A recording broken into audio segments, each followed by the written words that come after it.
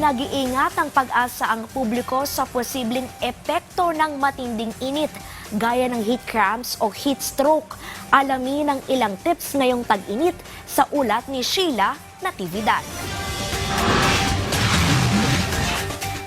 Sumasakit na rin ba ang ulo mo sa init ng panahon? Relate kasi dyan ang delivery rider na si John na maghapong nasa initan.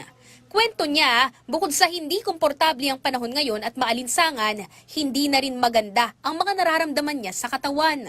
Pag mainit po, ginagawa na lang po namin, sinisilong po. Medyo nakakaano rin po yung init, nakakahilo, pero kailangan lang po, lagi may baon pong tubig. Sa datos ng Pag-asa, pumapalo na sa 45 degrees Celsius ang heat index sa ilang mga lugar sa bansa tulad ng Dumangas, Iloilo at Butuan City na maituturing na nasa danger level na. May direktang banta na kasi yan sa ating kalusugan. 42 hanggang 44 degrees Celsius naman ang nararamdamang init sa mga bahagi tulad ng Bulacan, Cavite, Palawan at iba pang lugar sa Visayas at Mindanao, habang nananatili naman sa 40 degrees Celsius pataas ang temperatura sa Metro Manila at karatig lugar.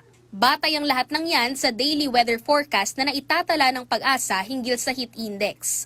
Ang ilan naman sa mga sakit na maaaring maging epekto sa iyo ng matinding init ay ang heat cramps, heat exhaustion at heat stroke kapag nababad ng matagal sa matinding init. Ayon naman sa ilang mga eksperto, pinakamatindi rin kasi ang init karaniwan mula alas 10 ng umaga hanggang alas 4 ng hapon. Kaya naman narito ang ilang tips para makaiwas sa sakit ngayong tag-init. Una, uminom ng maraming tubig para makaiwas sa dehydration at mapanatiling cool ang katawan.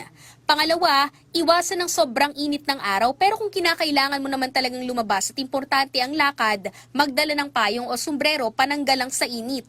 Pangatlo, magsuot ng preskong damit. Hanggat maaari, light colors na muna ang isuot dahil nakakabawas ito kahit papaano sa init ng katawan. Pang-apat, magpahinga sa malamig at malilim na lugar, lalo kung nakakaramdam ka na ng hilo o init ng ulo. At pang-lima, kumain ng magagaan at masusustansyang pagkain. Iwas muna sa mamantika at maalat para hindi bumigat ang pakiramdam. Ngayong matindi ang init ng panahon, kasabay din ang pagdami ng mga nagkakasakit. Kaya naman paalala, huwag mo nang idagdag ang sakit ng ulo sa sakit ng puso na nararamdaman mo dahil sa kanya. Mas mabuti nang ingatan ang sarili, umiwas sa init, uminom ng maraming tubig, at higit sa lahat, panatilihin ang kalusugan dahil hindi naman lahat ng sakit, kailangang tiisin. Sheila Natividad, para sa Pambansang TV sa Bagong Pilipinas.